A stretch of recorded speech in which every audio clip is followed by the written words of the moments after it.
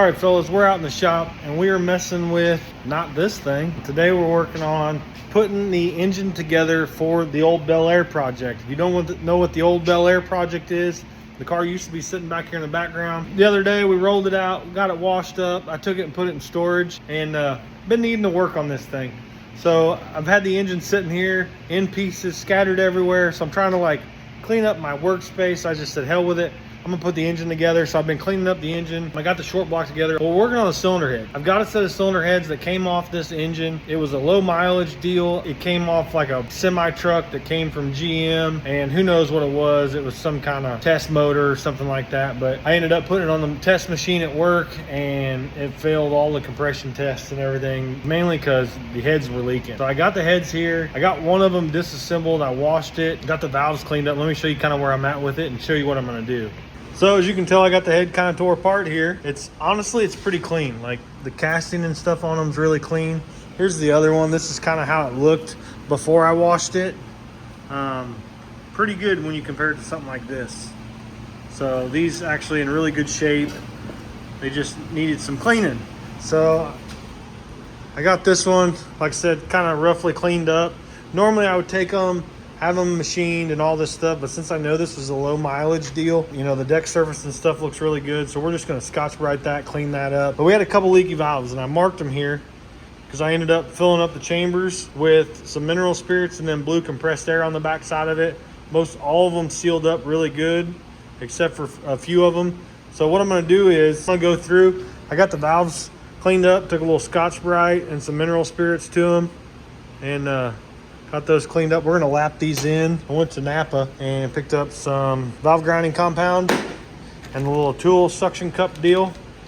And we're gonna try and lap these in real quick, see what the seats look like, see what the valve surface looks like, and then we'll clean these up a little bit better. Slap them together, we can bolt this thing on. The springs that came off this are actually the small beehive springs, and I've got a set of the bigger ones here, so we're gonna swap out springs, and then I've got a set of new valve seals. These ones don't look bad. I'm just gonna go ahead and throw some new ones on it since I got them. Let me get into lapping these in, and I'll kind of show you what we're looking at. All right, so we got that one lapped in. Now you can see how wide that seat is. We're gonna really see it on these rusty seats. You'll really see it. This one was a little shiny before, but it pretty much used all the seat width there. And then you'll see it on the valve too, if I can get it. But you can also still see that little dimple there. And I would assume that's probably why that valve leaked. I could probably take a valve out of another cylinder head and put it in there, but it's got some seal and surface there. So I think we're just gonna leave her in there and just keep on keeping on. That'll still seal up, and once we put this back together, I'll go back through and I'll put mineral spirits back in the chambers, and then we'll force some air up in there, and then I'll show you the ones that were leaking before, and we'll see how bad they leak now. So I'm gonna go through and go ahead and hit all these, get these slapped in, and then we'll go over the valves, make sure everything's good, and then we should be able to put this head together after a little bit more cleaning, and then we can get this put on the motor, and that's when I'll show you the short block for it. All right, so we got this one head put back together, and I think I told you I was gonna show you all the valves after I lapped them all in, but I got in a hurry, so I needed to make it up to Napa to get some stuff that I forgot. But anyways, I got the head back together. Let me show you what it looks like. We've got the valves cleaned up. You know, they're not perfect, but we got the head WD-40'd and Scotch-Brited. Like I said, this head, or these heads on this motor were very, very clean. This is gonna be a 4.8. It's gonna get some boost thrown to it, but not a lot. We're only looking to make like maybe 450-ish horsepower. This iron 4.8 third gen motor gonna have just like an LS2 cam in it. We got the bigger springs thrown in it. They're just a stock spring. These actually came off a set of Jegs, like new Ascast heads. So they're a brand new valve spring. So those will more likely probably be just plenty fine for what we're doing. We're probably only gonna put this thing on like 10 pounds of pump gas, and that's pretty much where it'll live its life. But like I said, we got it all cleaned up here. I'm going to go ahead and put some mineral spirits in this, and then we'll double check. So this one here, exhaust valve was leaking on this cylinder, and then both these valves were leaking on this cylinder. Let's throw some pressure to it and see if it leaks. Got our chambers filled up. The valves are completely submerged. So hopefully, like I said, these two here were leaking and this one here was leaking. So let's go through, check all the intakes. See if I can get right underneath the base of the valve. Well, we got a little leak there. It's not terrible.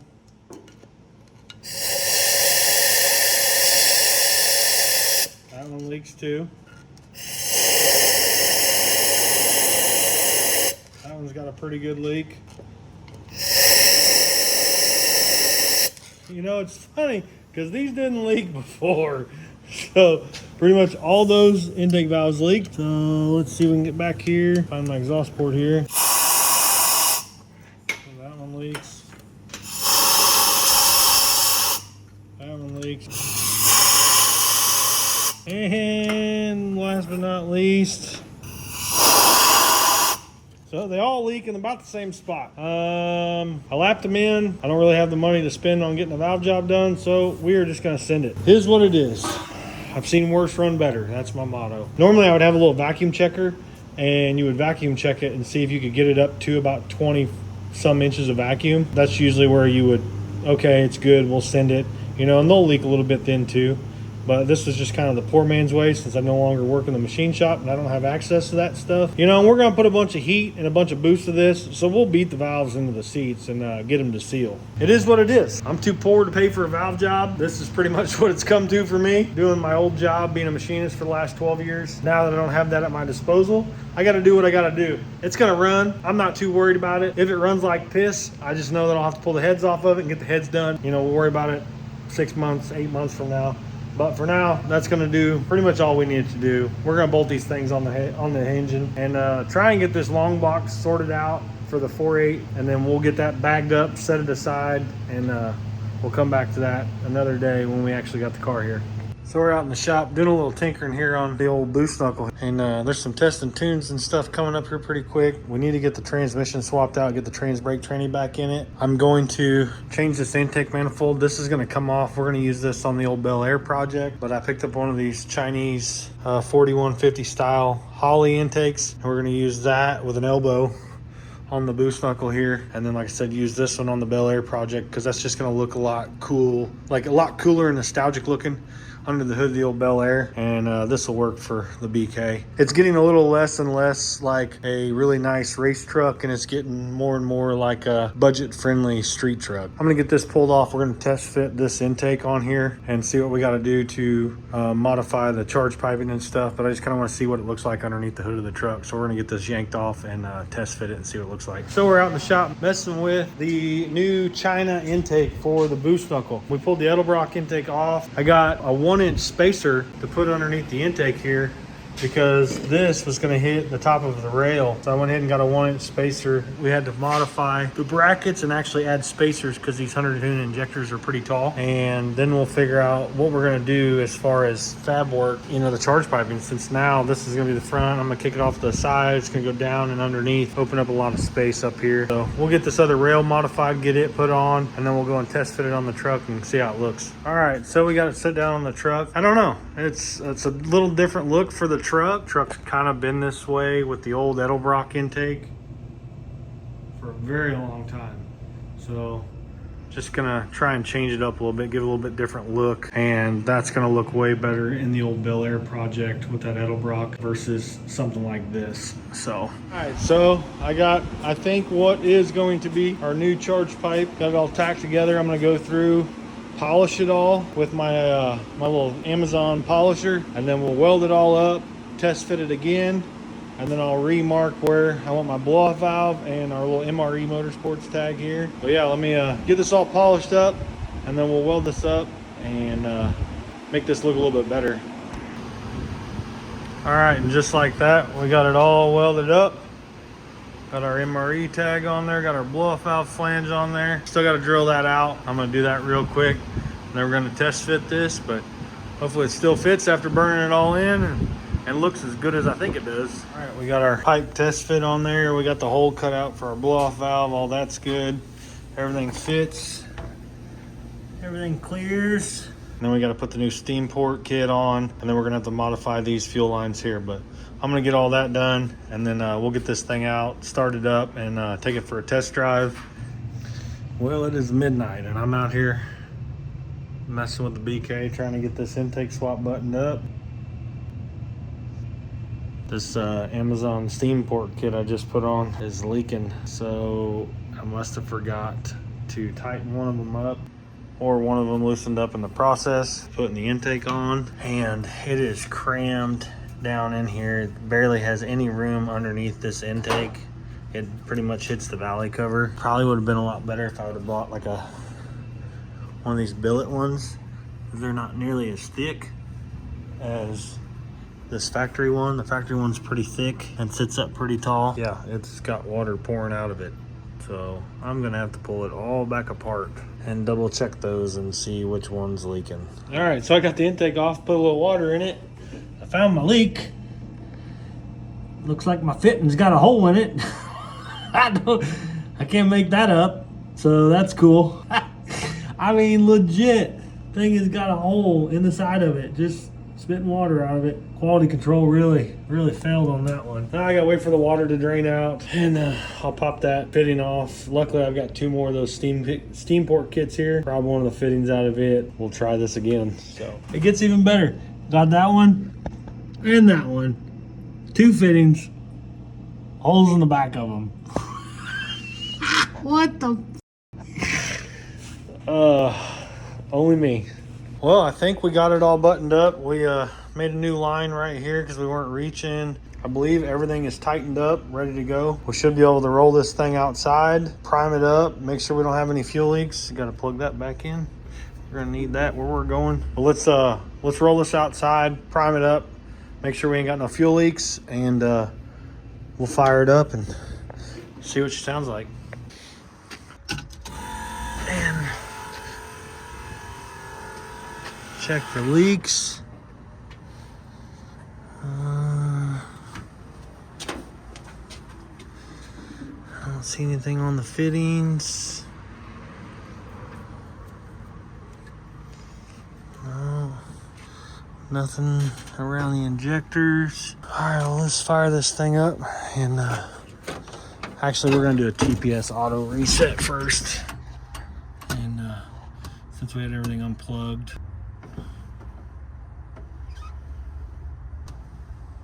Oh, not successful. Unplug it. Oh, yep, it's unplugged. See, gotta do your checks. Try again. I had it unplugged when I was putting the upper charge pipe on. Oh, now we're good to go. All right. Let's fire it up. Oh, of course. In pure MRE fashion. Why wouldn't it? Stupido. Got a connection issue there. What the hell just happened? Now my pump's not priming. What the frick? I got something pissed off. Doesn't help, I got a bunch of corrosion there. Let me go grab a wrench, we'll loosen this up. Actually, it's in my pocket, I think. We'll grab a wrench, we'll clean up the terminals, see what happened. All right, got my terminals cleaned up. Let's key it back on. We've got no fuel pump. And it sounds terrible. Did I plug in my cam sensor? I did. Okay, cam sensor is plugged in. But for some reason, I got a red light now. TPS is plugged in, injectors are plugged in, coils plugged in. Why am I getting a red light? What happened? Did something, did a fuse blow? Or what? What is that red light? Now I'm confused. Everything was working and priming just a minute ago. All right, so I got the key on and now I've got a red light. The pump's not priming. Oh, it's telling me another TPS auto reset. Probably because the terminal lost connection. Maybe that's why. And it won't prime the pump because of it. Perform a TPS. Okay. Man, that's weird. Like everything's wonky. Shut everything off. Turn it back on. No fuel pump. Why do I have no fuel pump? Now there's no tune in it. That's weird. Like the tune disappeared. Never seen that before. Well, I mean, I guess I've seen weirder things happen, so I guess we'll turn the key on and see what happens. Okay, well now we got fuel pump again, so that's good.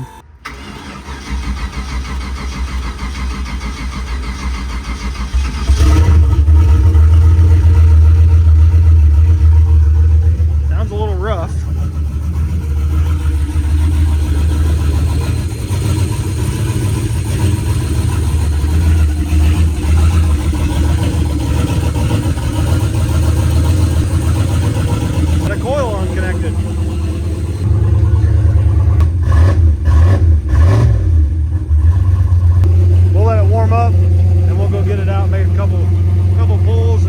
can double check, make sure the tune's good, and see what's changed with this new intake setup. All right, guys, we're going to go take this thing for a spin.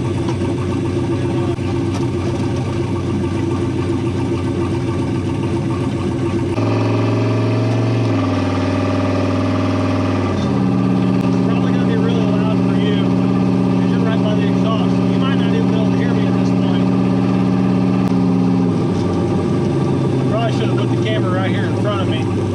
That way you can actually hear me.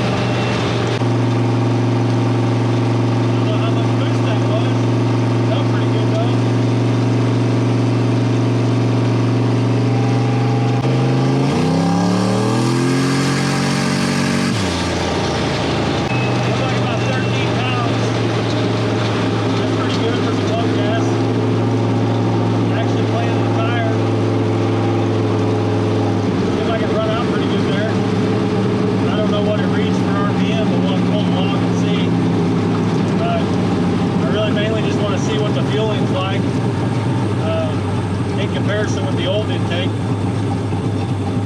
I noticed I went in and looked at a couple things before I started this test drive, and it was actually pulling 19% at idle.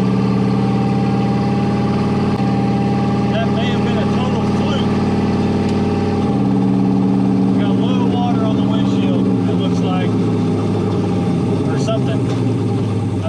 That may actually be, I don't know if it's water, maybe. Might actually be from whenever I wiped the truck off with the linseed oil. But yeah, it was pulling 19% at idle, so I don't know if I trust that, because I did start it up and it had a coil disconnect. So we took us a little test drive there, and I'm pretty sure both cameras, both GoPros, had issues. And but I won't know until I look, but one of them said SD card error, whatever the hell that means.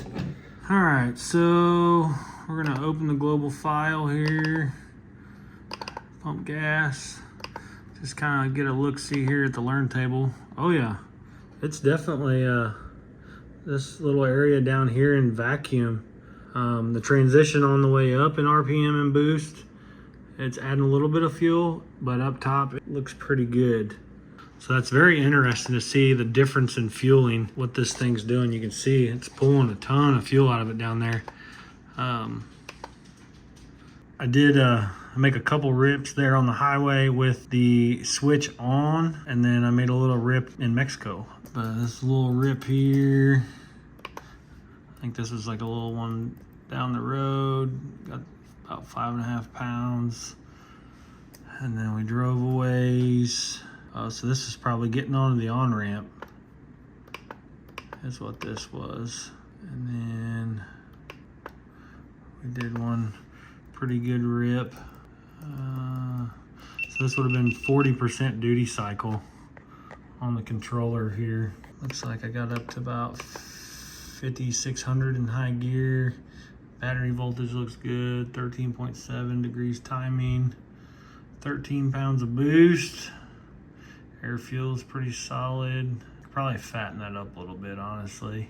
But we've got some testing tunes coming up. The weather's for some reason being a little nicer to us, so I may try and get the truck out and test and tune, because there's still a chance that we end up taking the truck to LS Fest this year, but I don't know yet. Just kind of depends on how everything works out. We got her done, got it all buttoned up, and she's back to hit the road again. But it sure is looking pretty good now. Definitely changed the look. Kind of what the truck's got going for it. Kind of gives it like a diesel look, you know, with the pipe coming off the side of it and stuff like that. But I'll probably do some more driving with the hood off of it, just to shake it down, make sure we ain't got any major leaks, and then get this tranny swapped out, and we'll try and get back to the track and do some more testing with this thing, see if we can get it to go a little bit faster with this little 4.8 and the new intake change. But that's gonna do it for today's video, guys. Thanks for watching. Keep following along. Old BK, tried and true. See you on the next one.